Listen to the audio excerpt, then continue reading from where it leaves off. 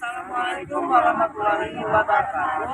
Perkenalkan kami dari kelompok Y kuliah kimia akan memaparkan materi mengenai inovasi kimia terbaru untuk vaksin. Berikut penjelasannya. Pada saat ini, ilmu kimia menjadi satu hal yang sangat dipentingkan karena ilmu dari kimia menjadi sebuah pemahaman atau pedoman dasar pada berbagai ilmu lainnya. Seperti contohnya pada bidang biologi, kedokteran, ataupun bidang lainnya. Seperti contohnya yang dapat kita ambil yaitu dengan membuat vaksin untuk suatu makhluk hidup. Vaksin tersebut terbuat dari mikroorganisme yang sudah dilemahkan, yang kemudian akan diinjeksikan pada suatu makhluk hidup untuk memperoleh sebuah antibodi khusus. Dalam tubuh makhluk hidup ini terdapat banyak macam-macam zat di dalamnya dan saling berinteraksi secara kimiawi.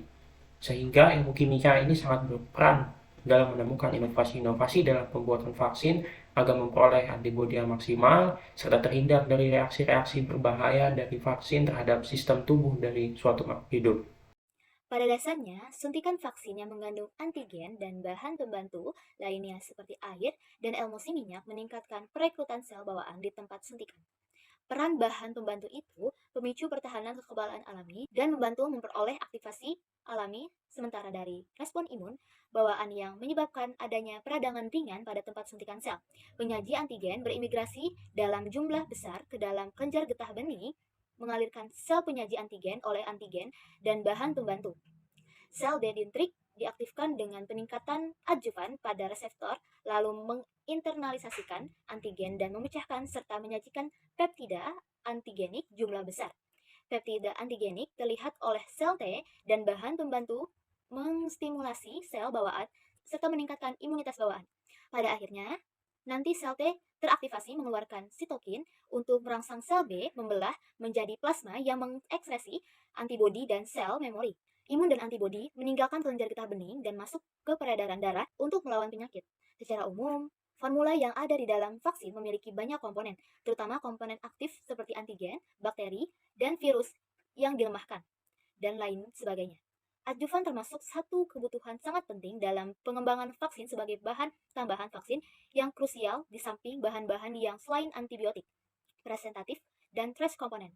Biasanya, bahan aktif berbasis antigen imunostabilitas untuk merangsang sistem imun. Tidak sekuat dari virus yang dilemahkan atau dimatikan ketika kita menggunakan bahan aktif berupa protein antigen dari virus. Yang menjadi permasalahan terjadi penurunan imun, immunogesitas, tetapi keuntungan terabilitas menjadi semakin tinggi dari sisi permasalahan bisa diterima.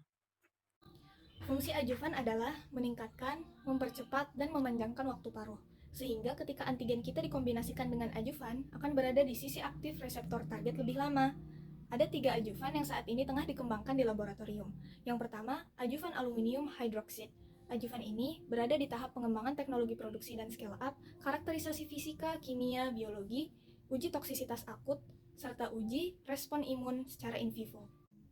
Yang kedua, ada adjuvan aluminium fosfat. Saat ini sedang berada di tahap pengembangan teknologi produksi dan scale up, karakterisasi fisika, kimia, dan biologi. Adjuvan ini direncanakan sebagai adjuvan untuk protein rekombinan HPV single valent. Yang ketiga adalah adjuvan aluminium hidroksifosfat sulfat yang saat ini sedang berada di tahap pengembangan teknologi produksi atau optimasi proses. Adjuvan ini direncanakan sebagai adjuvan untuk protein rekombinan HPV multivalent. Dari hal tersebut dapat dilihat bahwa adjuvan menggunakan bahan-bahan tidak biasa. Contohnya adalah aluminium hidroksida. Zat tersebut merupakan garam aluminium yang ditambahkan untuk memperkuat respon kekebalan tubuh pada saat vaksinasi. Dengan pemahaman mengenai peran respons bawaan dalam menghasilkan imunitas, adaptif spesifik telah meningkatkan pengetahuan tentang peran bawaan dalam formulasi vaksin, sehingga dapat meningkatkan dan memodulasi respons imun terhadap antigen dengan meniru pemicu pertahanan kekebalan alami. Selain itu, kombinasi antigen atau adjuvan tertentu dalam desain vaksin dapat membantu mengatasi tantangan yang masih ada terkait dengan penyakit kompleks dan populasi tertentu. Oleh karena itu, inovasi bidang kimia sangat berperan dalam menemukan dan melakukan riset terhadap bahan pembantu yang menjadi kontributor utama dalam pengembangan vaksin berkhasiat serta bertujuan untuk memberikan perlindungan yang lebih baik dan berkelanjutan. Nah, gimana? Menarik bukan? Semoga materi yang kami sampaikan bisa bermanfaat bagi kita semua. Sekian, wassalamualaikum warahmatullahi wabarakatuh.